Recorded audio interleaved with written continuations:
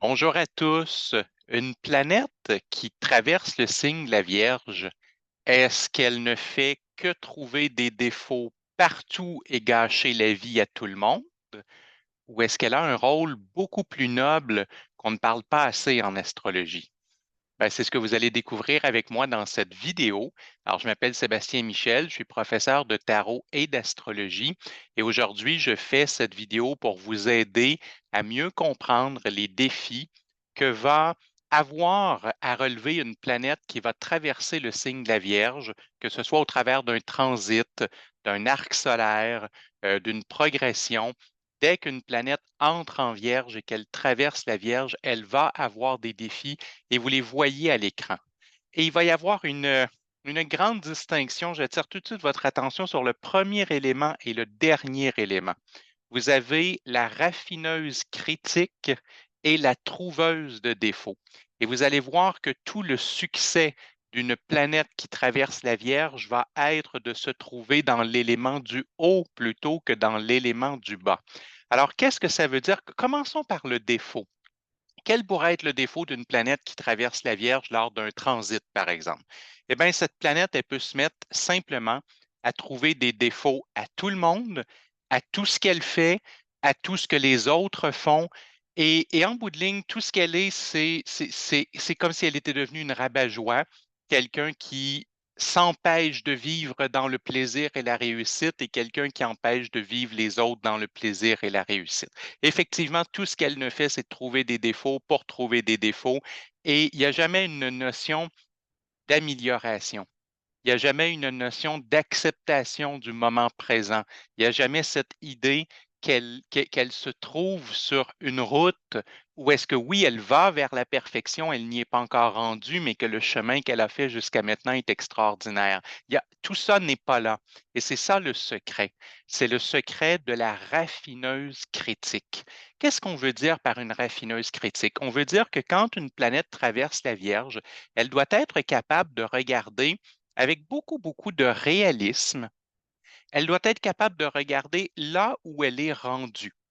Et elle doit être capable de visualiser jusqu'à un certain point une espèce de ligne du temps dans laquelle elle pourrait voir le point de départ dans le passé et le point d'arrivée dans le futur.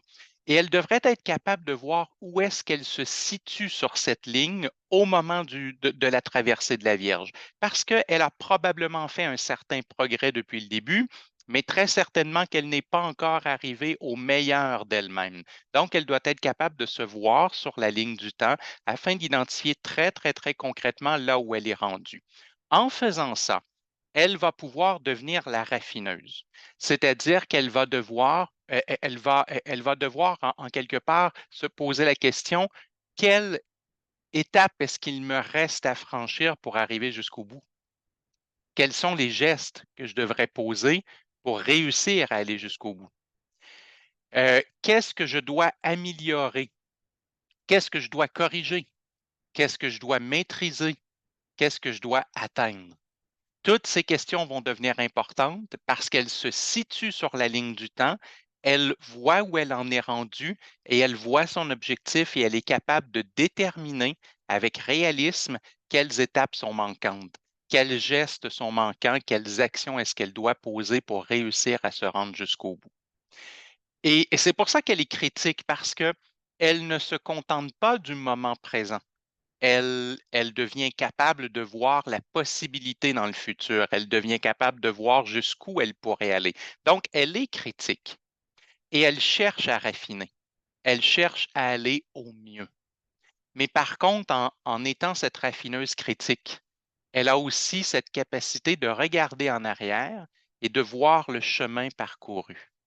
Et comme elle est réaliste, ben, le secret du succès de la Vierge, c'est d'être non seulement capable de voir ce qui manque, mais c'est aussi d'être capable de voir ce qui a été accompli. Parce que quand elle voit ce qui a été accompli, elle peut se féliciter.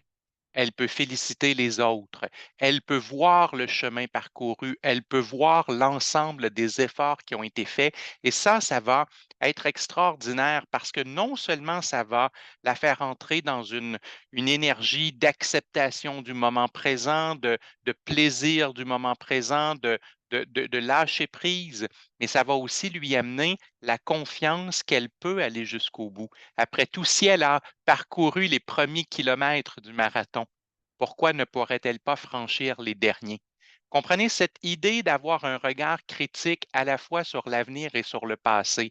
C'est pour que cette planète puisse accepter le moment présent et se féliciter du chemin parcouru, mais en même temps aussi de s'encourager à voir que c'est possible d'atteindre le fil d'arrivée puisqu'on en a déjà fait un bout de chemin. Ça, c'est le premier rôle, c'est le plus important. Quand elle va être dans ce rôle qui est très, très noble, elle n'est plus la trouveuse de défauts. Elle n'est plus cette planète que je vous expliquais en début de vidéo qui gâche sa vie et qui gâche la vie des autres en étant simplement déprimée et déprimante. Non, au contraire, elle devient un moteur de réussite, un moteur de progression, un moteur de perfectionnement, un moteur d'avancement. Et les deux prochains rôles, ben, vous allez voir qu'ils ont beaucoup, beaucoup à voir avec cette idée du raffinement. Parce que quand on est dans cette étape de raffinement, quand on est en route vers l'objectif, ben, très souvent, on va devoir jouer le rôle de disciple, au sens où il va nous falloir trouver les bons professeurs, les bons mentors, les bonnes personnes ressources. Il va nous falloir trouver les bons coachs, les gens qui vont nous aider à nous perfectionner, les gens qui vont nous aider à corriger les problématiques, les gens qui vont nous aider à franchir les prochaines étapes. Donc, il y a toujours une grande demande d'humilité dans le passage de la Vierge parce qu'elle doit être capable de reconnaître quelle aide est-ce qu'il me manque, quelle personne me manque dans mon entourage pour que je puisse réussir. Qu'est-ce que j'ai à apprendre de quelqu'un d'autre? Si elle accepte de devenir la disciple et qu'elle va chercher les bons mentors et les bons coachs, eh bien, elle pourra s'améliorer, elle pourra franchir la prochaine étape, elle pourra s'avancer de plus en plus du fil d'arrivée. Et ce qui est paradoxal avec la Vierge, c'est que lorsqu'elle a l'humilité de devenir la disciple, eh bien, en quelque part, elle apprend des trucs. Et à chaque fois qu'elle apprend des trucs d'une mentor ou d'une coach, ben, ça devient un acquis pour elle. Et ça veut dire qu'éventuellement, elle va aussi rencontrer des gens qui, sur la ligne du temps, sont moins avancés qu'elle. Et ces gens-là vont chercher à apprendre ce qu'elle-même a appris avec une coach ou avec une mentor. Et donc, elle va pouvoir se tourner vers l'autre personne qui est moins avancée dans cette fameuse ligne du temps et elle va pouvoir devenir elle-même la mentor, elle-même la coach, elle-même la professeure, elle-même la conférencière. Elle va aussi devenir celle qui aide les autres. Et le secret de pouvoir être celle qui aide les autres, c'est d'avoir accepté au départ qu'elle-même avait besoin d'aide, parce que c'est la seule façon que la planète qui traverse la Vierge peut apprendre une compétence et qu'elle pourra après l'apprendre à quelqu'un d'autre. Donc, il y a ce besoin d'humilité pour aller apprendre ce qui nous manque quand une planète traverse la Vierge. Et en même temps, il y a cette nécessité de se poser la question, comment puis-je être utile à d'autres personnes? Comment est-ce que je pourrais aider des gens qui ont moins progressé que moi et pour qui j'ai des compétences à leur offrir? Ça, c'est un grand, grand secret de la réussite. Et vous voyez que le dernier élément, qui est un défaut comme la trouveuse de défauts, c'est-à-dire qu'on ne veut pas que la planète aille vers là, mais il faut le conscientiser, il faut le conscientiser justement pour l'éviter. C'est que la planète qui traverse la Vierge, elle peut être simplement amenée à faire des corvées. Vous voyez, je suis en train de mentionner qu'il y a quand même beaucoup de boulot pour une planète qui traverse la Vierge, hein. Il y a du travail. Elle doit devenir critique, elle doit chercher à raffiner, elle doit devenir la disciple, elle doit devenir la mentor. Donc, il y a beaucoup, beaucoup de travail, mais tout ce travail a un sens parce que tout ce travail est soit en train de l'aider à atteindre un objectif ou en train d'aider d'autres personnes à atteindre leurs objectifs. Donc, c'est extraordinaire parce qu'il y a un sens dans le travail qui est fait. Mais le danger qu'une planète traverse la Vierge est simplement l'accumulation de corvées sans vraiment de sens, sans vraiment de valorisation personnelle, simplement des corvées pour des corvées, simplement une liste de corvées qui s'accumulent. Autrement dit, ce que je suis en train de vous dire, c'est que lorsque vous avez une planète qui traverse la Vierge par un transit, par une progression secondaire ou par un arc solaire, peu importe ce que vous allez décider dans votre vie, il y a des corvées qui vont s'accumuler. La grande question va devenir, est-ce que vous allez vous consacrer à quelque chose qui fait du sens pour vous et que oui, il y aura beaucoup de travail et que les corvées feront du sens, ou est-ce que vous allez simplement laisser l'univers vous apporter la liste de corvées sans vraiment prendre de décision, sans vraiment être le leader ou la leader de votre vie? Le but de l'astrologie de coaching est que le client devienne le leader de sa vie. Oui, c'est une période de corvée. Parfait. Choisissons des corvées qui font du sens pour nous. En passant, si vous appréciez ce dont on est en train de parler, si vous trouvez intéressant ce type de définition pour les signes du zodiaque, sachez que j'ai un cadeau pour les gens qui visionnaient cette vidéo. J'ai un document PDF que vous pouvez obtenir en cliquant au bout de mon doigt. Il y a un petit i qui va apparaître, donc vous pouvez cliquer sur ce i pour le télécharger.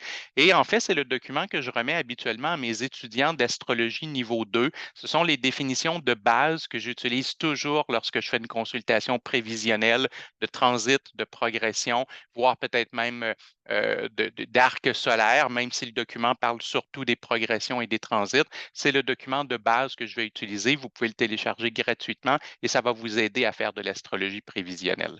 Et moi, ben, si vous regardez sur ma chaîne YouTube, vous allez voir que j'ai déjà couvert toutes les planètes lorsqu'elles bougent en transit et en progression secondaire. Là, je suis en train de faire cette série sur les signes. Après les signes, il y aura les maisons. On se parlera des aspects dans l'astrologie prévisionnelle. Bref, c'est une longue série dans laquelle j'essaie de vous aider à comprendre les bases de l'astrologie prévisionnelle à la maison. J'espère que vous appréciez, j'espère que ça vous aide. Et si vous êtes intéressé à savoir quand est-ce que la vidéo sur la balance va sortir, eh bien, abonnez-vous à ma chaîne. Lorsque vous vous abonnez à ma chaîne YouTube, YouTube vont toujours vous envoyer une petite notification lorsqu'une nouvelle vidéo est ajoutée. Alors, si vous le faites, vous serez avisé de la sortie de la vidéo sur la balance. Sur ce, ben, je vous souhaite une bonne journée et je vous dis à la prochaine.